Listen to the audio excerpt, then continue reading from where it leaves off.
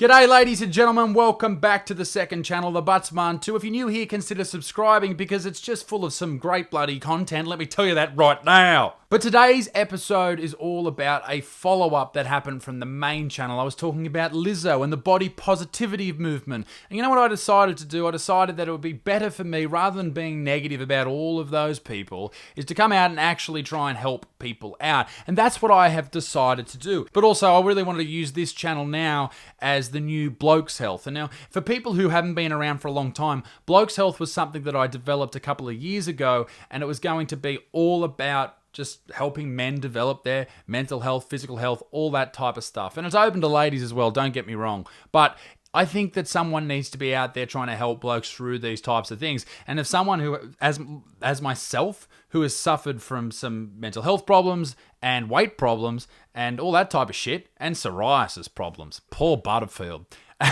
you need to be able to have someone who you can look at and go, okay, this person's dealt with these things, come out of the other side. It's going to be fantastic. I'm looking forward to it, so make sure you subscribe for that. We've got the new studio here. We've got some shoes behind me because I'm an asshole. That painting fell down. I've got to get another fucking thing because it fell down in the middle of the night and scared the shit out of me. But this video is about what we're going to do in the new year to fucking sort your fat guts out. And I'm in the exact same boat as you. As I said in the main video, last year I put on, well, not last year, but over the last 2 or 3 years, I put on 20 kilos. So I needed to be able to be back in a position where I am fit as a fiddle, if you will. And that's where I got to. In December, I weighed in at 107 kilos, and that's where I wanted to be. I wanted to be at about 105, but also I don't know how much I should weigh because I'm 6'8".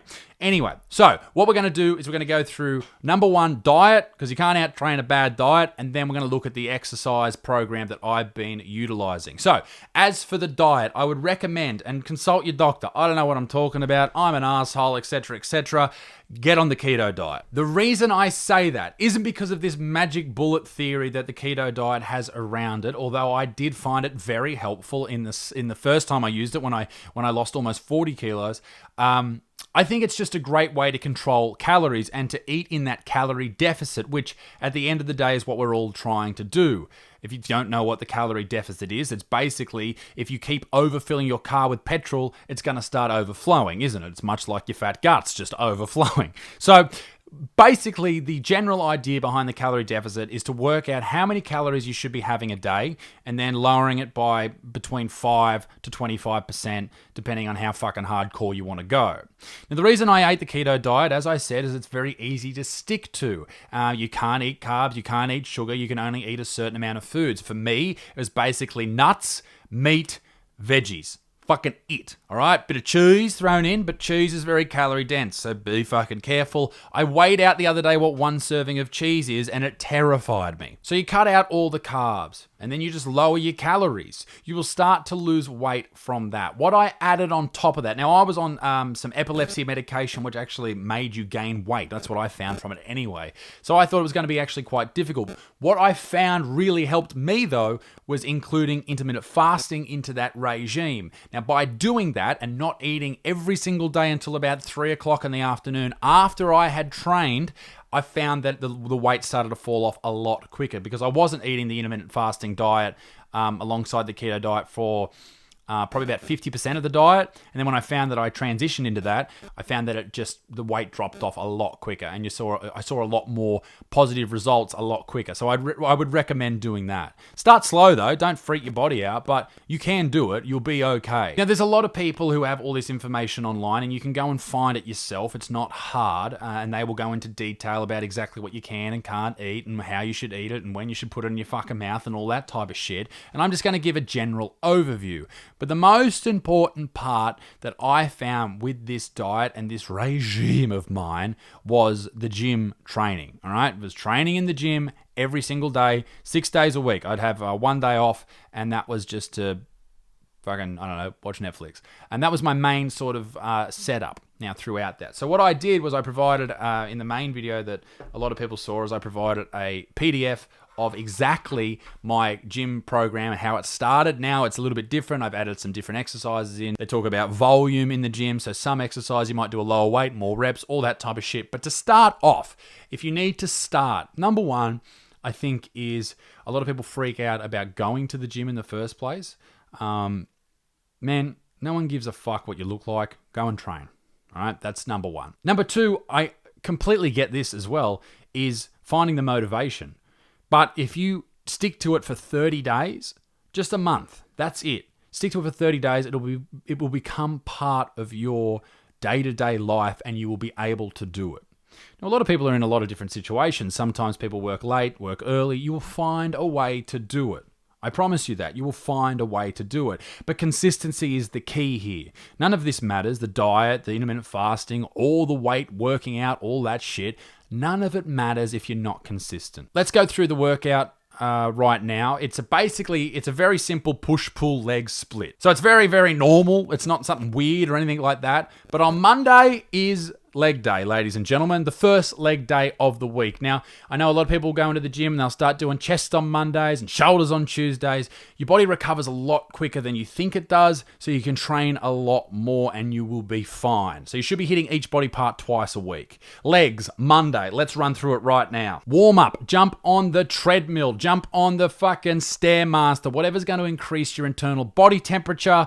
5 minutes, I'm lazy, okay? I only do 5 minutes because I get bored, but you should be doing probably 10. Jump straight into the heavy compound lift. In this case is squats. Now, I struggled with squats for a long time, probably because I'm quite heavy, but also because I didn't have very strong glutes. So what I started to do was I had a bench underneath the squat rack, and I would squat to that bench. It gives you a bit of an idea of how low you should go.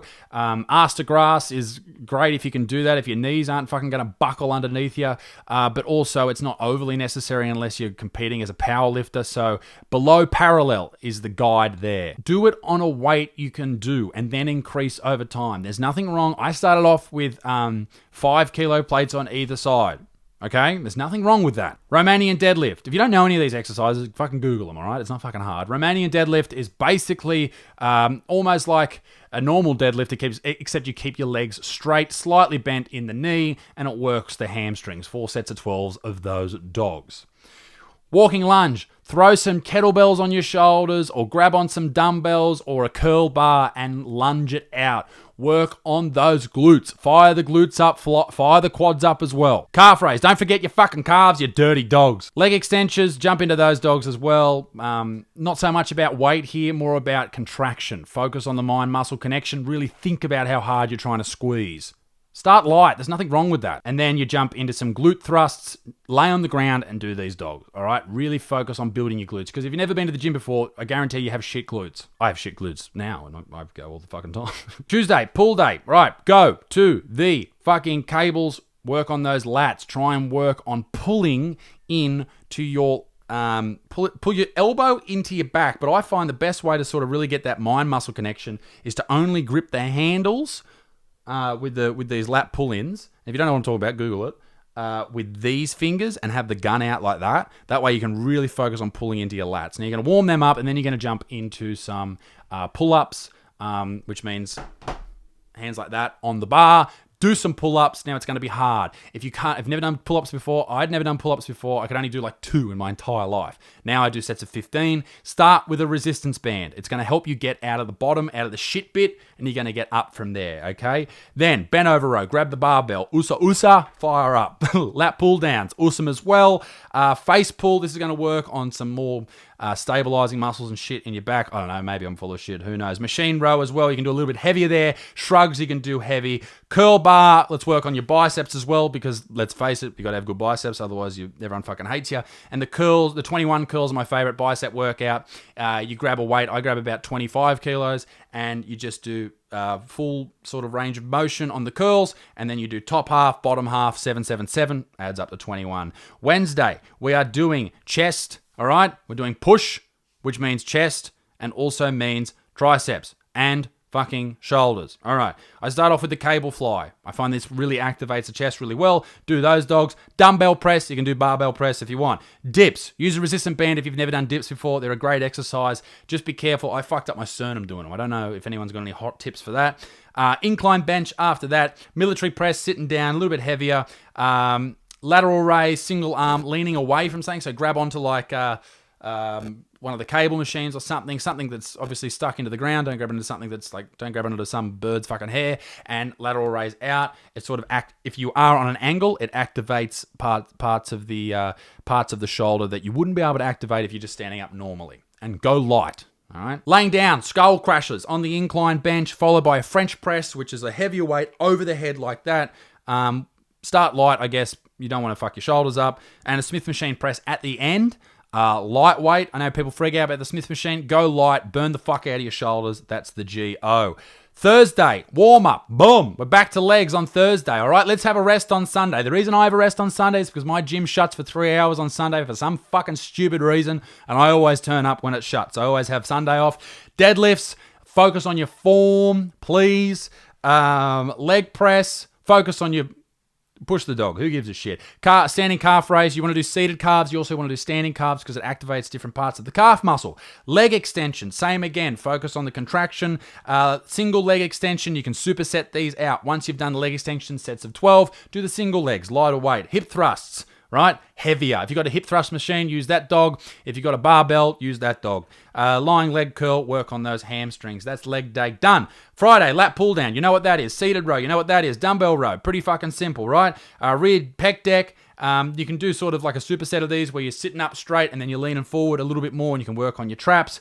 21 curls, concentration curl, and hammer curl. Hammer curl, I like to have the bench in an incline position, laying down and have my arm down like that and hammer curl up. Saturday, push day. My favorite day starts with the overhead press. Start last week I was at 3 sets of 7 with, I think it was 30 kilos either side. So that was my heaviest I ever did. So I was really happy with that. Followed by bench, incline bench, Smith machine overhead press. I really like these at the moment to really put some volume into your workout. Chest press, machine chest press, focus on the contraction. All right, you're allowed to use machines. It's all G. Superset with upright row. Upright rows are safe if you do them properly. Don't do too heavy and don't fucking swing them around. When you upright row, get them to like there. Yeah, like that, all right? You don't want to go up here because then you'll fuck your shoulders up. Side delt in the machine. There's a lot of machines that you sit in and you do those ones. I turn around the other way and face the other way and do them, but, find out what works for you. One arm tricep overhead extension works on another part of the tricep, and the tricep push down works on the other side. Ladies and gentlemen, that's pretty much it, all right? Do this. Follow this workout in 2021 for the entire year, all right? You can mix it up if you want, I don't give a fuck. And I might even put out another one. Who knows? Follow it for an entire year. Follow the diet for the entire year. You can have your first cheat day after 3 months, but follow it, and I guarantee you will see a lot of results. It's going to take a lot of hard work. It's going to be tough. It's going to be arduous, but I promise you it'll be worth it. Ladies and gentlemen, I hope you enjoyed the video. I hope you enjoyed the second channel. I hope you even subscribe. Be a good motherfucker. Peace in the Middle East. Me dick stinks. I'll see you all very soon. Keep toodaloo. I fucked up my fucking outro. Jesus Christ. Never happens. I've done a fucking million of the dogs. Bye.